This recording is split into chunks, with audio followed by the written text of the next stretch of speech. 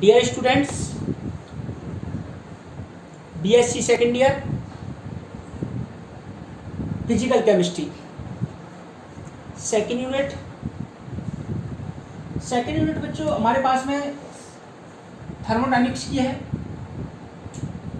Thermodynamics की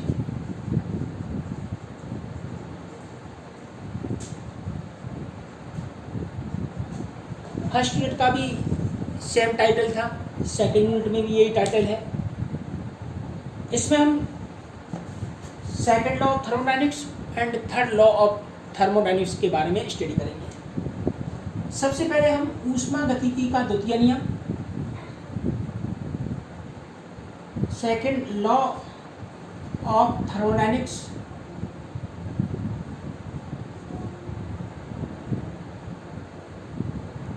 short में इसको second law of thermodynamics slot बोलते हैं। ऊष्मागतिकी के द्वितीय नियम के डिफरेंट स्टेटमेंट दिए गए हैं, कथन दिए गए हैं। हम सबसे पहले बात करते हैं कि समस्त प्राकृतिक या स्वतः प्रक्रम किसी बाह्य कार्य को खर्च किए बिना संपन्न होते हैं। यानी प्राकृतिक और स्वतः प्रक्रम पर कोई बाह्य कार्य खर्च नहीं होता, अपने आप संपन्न होते हैं, स्वतः संपन्न होते हैं और उत्क्रमणीयता की ओर अग्रसर होते हैं।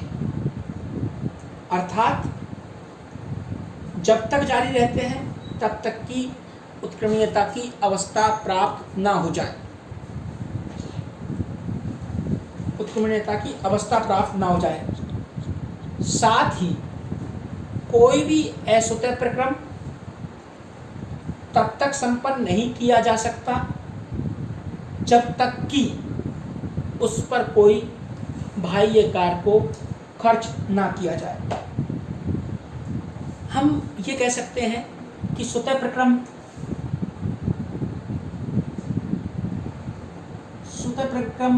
में कार्य की आवश्यकता नहीं होती है, जबकि असवतः प्रक्रम को संपन्न करने के लिए कार्य की आवश्यकता होती है, नहीं होती है और होती है। जैसे बच्चों नदियां हैं, पहाड़ों से नदियां समुद्र की ओर बहती हैं और कब तक बहती रहती हैं? कब तक बहेंगी? जब तक कि समुद्र का लेवल पहाड़ के बराबर ना हो जाए। इसी प्रकार से जब कोई टंकी भर जाती है तो अपने आप पानी ऊपर से नीचे गिरता है, तो ये एक तरह का स्वतः प्रक्रम है। हवा बहती है उच्च दाब से निम्न दाब की ओर, ताप बहता है या ताप का प्रवाह होता है, ताप का स्थानांतरण होता है उच्च ताप से निम्न ताप की ओर। केल्विन के अनुसार, केल्विन ने क्या कहा था बच्चों? केल्विन के अनुसार एक अकेले ऊष्माकुंड के चक्रीय प्रक्रम के लिए, एक अकेले ऊष्माकुंड के चक्रीय प्रक्रम के लिए यह संभव नहीं है कि वो पारिपार्श्विक यानी सराउंडिंग में कोई धनात्मक कार्य कर सके, पारिपार्श्विक में कोई धनात्मक कार्य कर सके। तो अकेला ऊष्माकुंड कोई भी कार्य नहीं कर सकता। कार्य करने के लिए हमको कम से कम 2 ऊष्माकुंड की रिक्वायरमेंट होती है, जैसा कि हम कार्नो चक्र में पढ़ेंगे, एक सोर्स और एक सिंक। यहाँ पर हम 2 हीट रिजर्वायर प्रयुक्त करते हैं, लेकिन केल्विन ने ये कहा था कि अकेला ऊष्माकुंड कार्य प्रदान नहीं कर सकता। तीसरी जो डेफिनेशन है बच्चों क्लासियस के अनुसार, क्लासियस के अनुसार किसी चक्रीय प्रक्रम के लिए संभव नहीं है कि कार्य को नष्ट किए बिना ऊष्मा का प्रवाह कम ताप वाले ऊष्माकुंड से अधिक ताप वाले ऊष्माकुंड की ओर किया जा सके। सिंपल बात है बच्चों, ऊष्मा का प्रवाह उच्च ताप से निम्न ताप की ओर तो स्वतः होता है, लेकिन निम्न ताप से उच्च ताप की ओर ऊष्मा का प्रवाह करने के लिए कार्य की रिक्वायरमेंट अति आवश्यक है। कार्य जरूरी है तो ही कार्य होता है, तो ही निम्न ऊष्मा से उच्च ऊष्मा की ओर स्थानांतरण होगा, अन्यथा नहीं होगा। अब बच्चों हमारे पास में एक सिंपल कंसेप्ट, ये दूसरा जो महत्वपूर्ण एग्जाम में भी क्वेश्चन आता है और इस यूनिट का सबसे महत्वपूर्ण टॉपिक है कार्नो चक्र। कार्नो चक्र पर आधारित न्यूमेरिकल क्वेश्चन भी आते हैं। कार्नो चक्र भी एग्जाम में पूछा जाता है बच्चों, हमको डिटेल से ये पढ़ना है। कार्नोट साइकिल,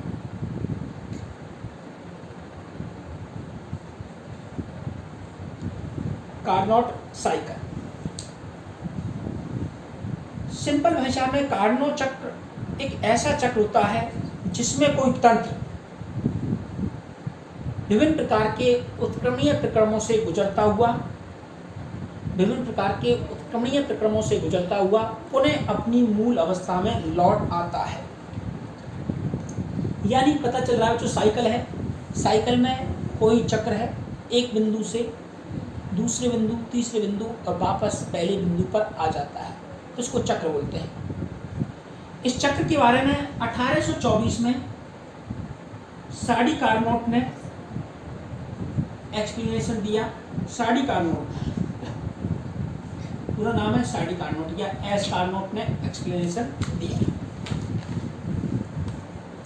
कार्नो चक्र को समझने के लिए एक ऐसा सिलेंडर लेते हैं, तो उसको समझने के लिए ऐसा सिलेंडर लेते हैं जिसमें एक बाहरी घर्षण रहित पिस्टन लगा हुआ है, बाहरी घर्षण रहित पिस्टन लगा हुआ है, और इस सिलेंडर के अंदर आइडियल गैस भरी हुई है। इस सिलेंडर के अंदर आइडियल गैस भरी हुई है। यह चक्र दो ऊष्मा भंडार या हीट रिजर्वायर के मध्य कार्य करता है। ऊष्मा भंडार या हीट रिजर्वायर के मध्य कार्य करता है। पहला उच्च ताप सोर्स है, इसका ताप T1 है, ये स्रोत कहलाता है। दूसरा निम्न ताप स्रोत या सोर्स जो सिंक के रूप में जाना जाता है, और बीच में बच्चों इससे Q ऊष्मा प्रदान होती है। इसका बचा कुचा हिस्सा सिंक में डाल दिया जाता है और W गायब किया जाता है। एक तरह से ये एक इंजन का रिप्रेजेंटेशन है। दोबारा समझे बच्चों, T1 उच्च ताप सोर्स है, इसका ताप हमेशा उच्च होगा। जब इससे Q ऊष्मा अवशोषित की जाती है तो ऊष्मा का अधिकांश भाग कार्य में परिवर्तित हो जाता है और शेष भाग सिंक में डाल दिया जाता है। सिंक का ताप निम्न है या कम है।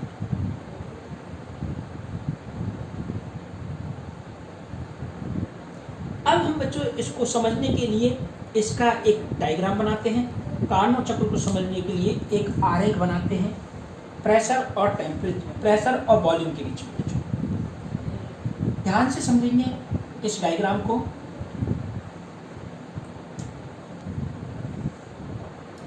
इधर हम प्रेशर लेंगे बच्चों, प्रेशर मतलब दाब, और इधर हम लेंगे ताप।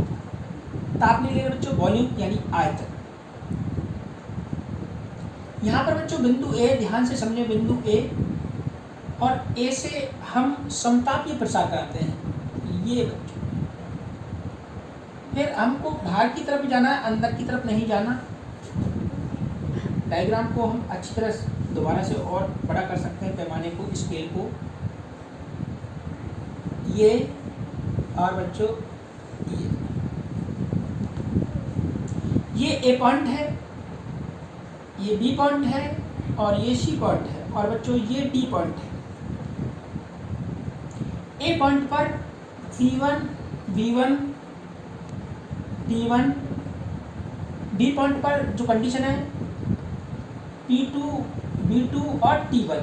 बच्चों आपको पता होना चाहिए कि यहाँ पर भी T1 है, यहाँ पर भी T1 है, तो इसका मतलब इस कैसा प्रसार है? आइसोथर्मल एक्सपेंशन, समतापीय प्रसार है बच्चों, यानी इसमें ताप समान है।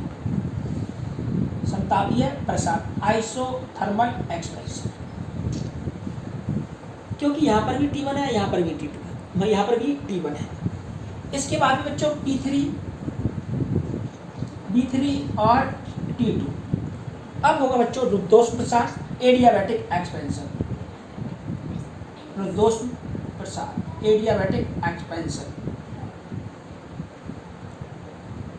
फिर वापस से डी पॉइंट पर P4, B4 और T2, यानी बच्चों अब C से D की तरफ हम जब जाते हैं, यूँ जा रहे हैं बच्चों,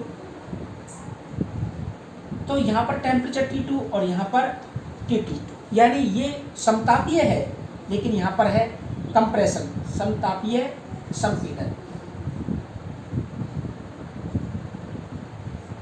और बच्चों D से वापस हम मूल बिंदु पर आ जाते हैं और टेम्परेचर में परिवर्तन होता है, रुद्धोष्म संपीड़न।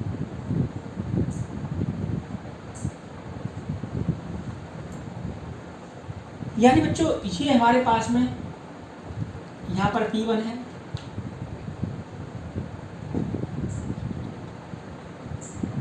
ये P2 है बच्चों, ये P3 है और P4 लास्ट में चला जाता है बच्चों, P4 लास्ट में चला जाता है। यहाँ पर सॉरी लास्ट में P3 है बच्चों, ये P4 और लास्ट में P3। अब हमारे पास में ये B3, B2, B1 और B4, ये आयतन है बच्चों। सबसे पहले पद में हम लेते हैं बच्चों समतापीय प्रसार। समतापीय प्रसार हम पहला पॉइंट ले रहे हैं बच्चों, समतापीय प्रसार। सबसे पहले हम क्या करते हैं बच्चों, सबसे पहले सिलेंडर को T1 ताप वाले ऊष्माकुंड से जोड़ते हैं। इस समय तंत्र की जो अवस्था है P1, B1 और टेम्परेचर की अवस्था T1 है। समतापीय परिवर्तन में बच्चों T बराबर कांस्टेंट होता है, T बराबर कांस्टेंट और आंतरिक ऊर्जा परिवर्तन डेल्टा E बराबर 0।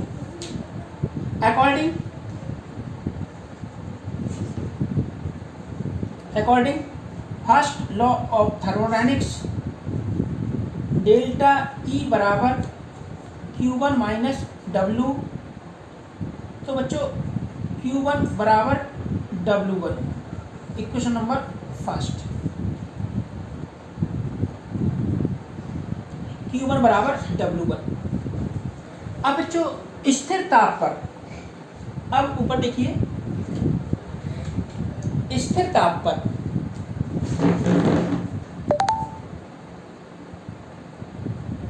स्थिर ताप T1 पर गैस का प्रसार B1 से B2 हो रहा है। अतः पिस्टन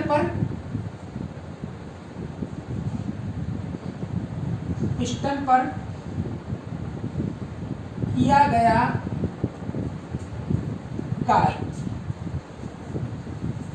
कार्य कितना किया था बच्चों, Q1 बराबर W1 बराबर RT1 ln V2 upon V1।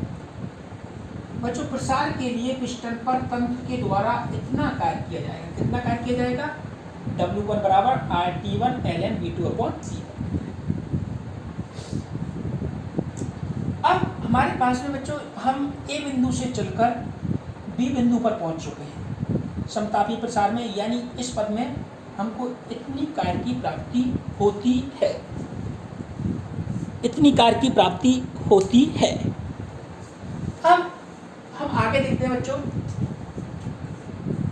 आगे देखते हैं दूसरा जो हमारे पास में पॉइंट है बच्चों, वो है रुद्धोष्म प्रसार। रुद्धोष्म प्रसार रुद्धोष प्रसार को हम बोलते हैं एडियाबैटिक एक्सपेंशन। Adiabatic expansion.